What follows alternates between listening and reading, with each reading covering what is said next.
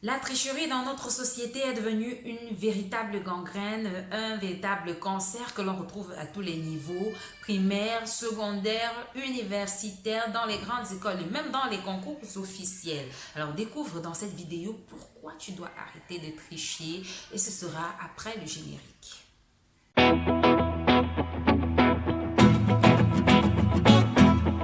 Salut, bienvenue sur Orient Expert. Je suis Ngono, conseillère principale d'orientation scolaire, universitaire et professionnelle, CPOC. J'espère que vous allez bien. Moi, je me porte à merveille.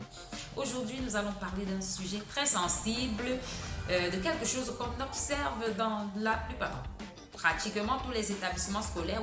Dans tous les établissements scolaires, c'est la tricherie. Avant de commencer, je vais vous inviter à vous abonner à ma chaîne. Si vous n'êtes pas déjà abonné, cliquez sur la cloche pour recevoir des notifications à chaque fois que je vais faire un post. Également, partagez la vidéo car l'orientation, c'est l'affaire de nous tous. Qu'est-ce que la tricherie?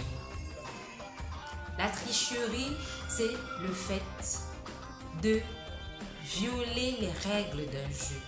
C'est le non-respect des règles d'un jeu, d'une épreuve, d'une compétition. Alors, dit comme cela suppose quoi? Lorsque l'on dit qu'à un examen, les documents ne sont pas permis, avoir possédé un document sur sa personne, c'est la tricherie. Lorsque à un examen, on n'a pas le droit de communiquer. Lorsqu'à un examen, on n'a pas le droit de communiquer, de demander des réponses à qui que ce soit. Et quand on le fait, on est déjà en train de tricher. La tricherie, c'est la recherche des bénéfices de l'obtention de bonnes notes, de diplômes, mais sans fournir d'efforts. Quelles sont les causes de la tricherie? La tricherie vient de la peur. La peur de plusieurs choses. La peur de l'échec, d'abord en premier rang. La peur de décevoir les parents, de décevoir son entourage, ses amis, ses camarades. La peur du regard des autres. Qu'est-ce qu'on va penser de moi? On va trouver que je suis stupide, on va penser de moi que je suis un camp. Ou alors on va voir ma réelle nature, celle qui est que je suis incapable de travailler, effectivement, que je ne suis pas à la hauteur de la tâche, de la classe, etc. L'autre cause de la tricherie, c'est le fait que on n'a pas travaillé. Certains trichent parce qu'ils n'ont pas travaillé, pas parce qu'ils en sont incapables, mais ils n'ont pas travaillé, peut-être parce qu'occupés à autre chose, à faire la fête, surtout les étudiants, à faire la fête, à regarder les séries, les saisons de toutes les séries possibles, à voyager, etc. Vous voyez, donc on n'a pas eu le temps de lire ces leçons et voilà que l'examen débarque. Il faut assurer parce qu'on ne veut pas perdre son année et rester derrière, voir ses camarades devant soi dans les classes plus avancées. Alors on triche. On triche, c'est un raccourci pour obtenir les résultats que l'on devrait avoir en travaillant. D'autres personnes trichent parce qu'elles étudient effectivement, mais ne comprennent rien ou alors ne retiennent pas. Nous pouvons également citer le manque de confiance en soi. Certaines personnes trichent parce qu'elles ne se connaissent pas elles-mêmes, elles doutent d'elles-mêmes, elles manquent de confiance en elles-mêmes et elles sont convaincues qu'elles ne peuvent pas, par leurs propres moyens, par leur propre intelligence, obtenir des résultats.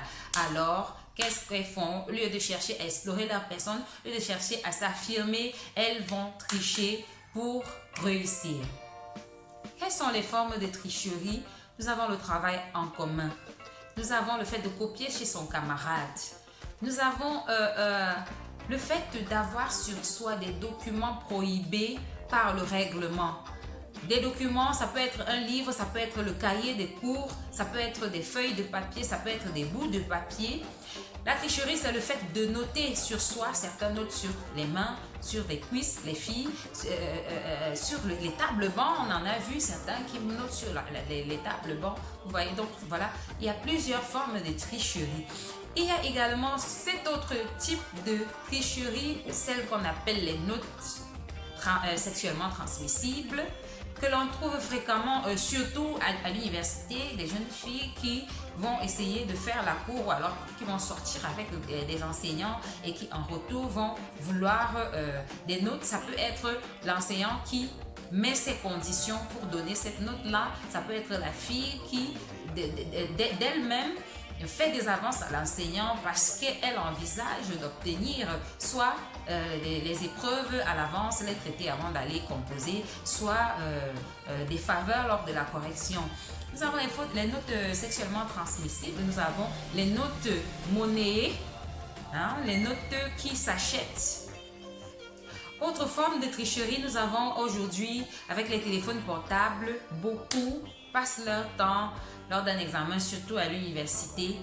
Et s'ils ne sont pas surveillés, ils n'hésitent pas à faire des recherches carrément sur Google, je vous assure. Ils font carrément des recherches pendant l'examen, copient et mettent ça sur la feuille, d'accord? Donc, il y a aussi une autre forme de tricherie qu'on appelle généralement le plagiat. C'est le fait de, lorsque vous rédigez un mémoire ou alors un document et que vous appropriez le travail de quelqu'un d'autre, les affirmations, les phrases de quelqu'un d'autre sans citer la source du document, ça aussi c'est une forme de tricherie. Quelles sont les conséquences de la tricherie? La tricherie qui, rappelons-le, est une forme de fuite. Fuite face à la difficulté, fuite face à l'obstacle dans la vie.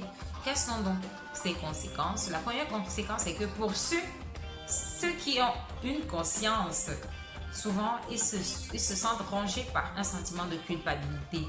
Ils culpabilisent de ne pas mériter la note, ils culpabilisent de ne pas être à la hauteur, voilà. Donc, de mentir aux autres, etc. Donc, voilà la première cause. Mais ça, il faut le noter, très peu de personnes ressentent cette culpabilité-là parce qu'il y a des personnes qui estiment que le fait de tricher, c'est rien de mal et tout.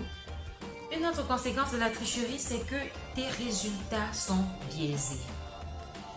Lorsque tu triches, lorsque tu passes ton temps à copier, tu biaises tes résultats. Ça veut dire que tu vas aller voir affiché au babillard, tu vas avoir 15, 18. Tu seras content d'avoir 18, 15, mais en fait, ça ne reflète pas ton niveau réel. Lorsqu'on parle d'évaluation, lorsqu'on parle d'examen, un examen, une évaluation généralement, qui peut avoir plusieurs formes, c'est pour s'assurer que vous avez acquis des compétences ou alors des connaissances que l'on vous a inculquées. C'est une manière pour l'enseignant de s'assurer qu'il a atteint ses objectifs et même également de s'évaluer lui-même, de voir si ses méthodes fonctionnent. Alors lorsque toi, tu n'étudies pas, tu passes ton temps à tricher, tu biaises les résultats, tu fais que les résultats en fait ne sont pas réels, ne reflètent pas exactement ton niveau de connaissance et ça ne t'aide pas à te connaître toi-même. L'autre conséquence de la tricherie, c'est que vous allez réussir très bien, vous allez avancer, vous allez avoir des diplômes certes, mais sur le terrain, lorsque il va falloir travailler, par exemple, lorsque vous allez obtenir un embauche, vous n'allez pas pouvoir refléter ces diplômes que vous avez obtenus. Vous serez médiocre ou, pour ne pas dire nul. Vous n'avez pas reflété ces diplômes que vous avez prétendu obtenir. Autre conséquence, au niveau même de l'expression, votre manière de vous exprimer, votre manière d'écrire. Je ne suis pas en train de dire que lorsqu'on ne triche pas, on ne peut plus faire de fautes d'orthographe ou de grammaire, etc. Quand on prétend à un certain niveau d'instruction, par exemple les diplômes universitaires, vous allez dire que vous avez un master et que vous êtes incapable de vous exprimer, incapable d'écrire une phrase sans qu'on ne dénombre au moins 10 fautes sur la phrase. Ça veut dire qu'il y a un problème. Donc voilà une autre conséquence, que vous n'allez pas, au lieu d'inspirer le respect, vous allez plutôt inspirer du mépris. inspiré du mépris, vous allez susciter des interrogations auprès des personnes qui vous côtoient. Moi, je connais un camarade de classe qui s'est moqué une fois d'un de nos professeurs au lycée, hein, et de surcroît qui était professeur de français. Mon camarade qui dit, mais attends, tu vois souvent ces posts sur Facebook là, j'ai jamais vu un de ces posts sans faute. Vous voyez un peu, donc voilà un exemple. Ça fait que à la base, vous recherchez des bénéfices comme le respect, l'admiration et autres, mais au finish, à long terme, c'est le mépris que vous allez obtenir. C'est des interrogations et les gens vont se dire, mais attends, pour quelqu'un qui a un master, mais c'est quoi cette manière de s'exprimer? C'est quoi cette manière d'écrire? Vous voyez?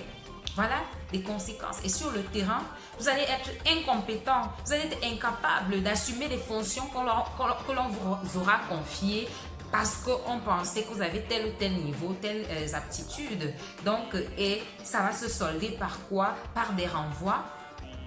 Par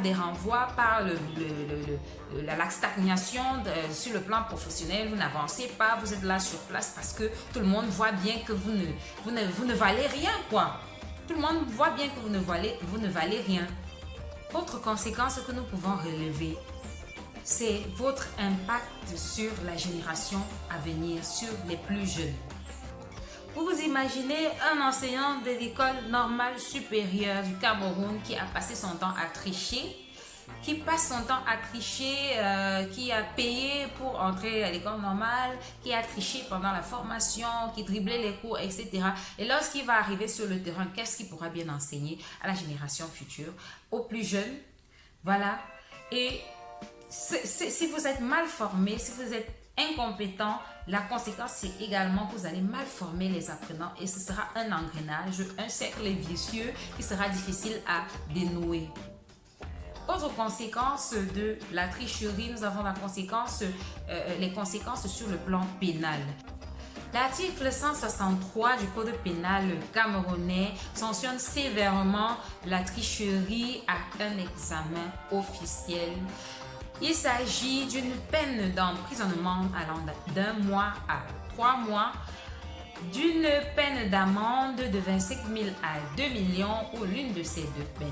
Vous voyez donc que lorsque vous trichez, vous vous exposez à une privation de liberté ou alors à payer une amende. Dans certains établissements, dans certaines grandes écoles, ils ont d'autres formes de sanctions, la suspension pendant 2 années. Donc, pour terminer, petit conseil, tricher lorsque vous avez des difficultés d'apprentissage, ce n'est pas la solution. Au contraire, la solution, c'est de chercher à identifier les raisons pour lesquelles vous trichez et les raisons pour lesquelles vous n'arrivez pas à retenir ou alors à redonner, à restituer les connaissances que l'enseignant vous a données. Et lorsque vous avez mis le doigt sur le problème, vous allez vous atteler à en trouver la solution. Cette vidéo s'achève. J'espère que vous avez aimé. J'espère que ces informations sur la tricherie vous auront aidé. N'hésitez pas, abonnez-vous. Abonnez-vous une fois de plus. Je vais vous demander de vous abonner à ma chaîne. Likez la vidéo, partagez-la car l'orientation, c'est l'affaire de tous. Portez-vous bien. Bye.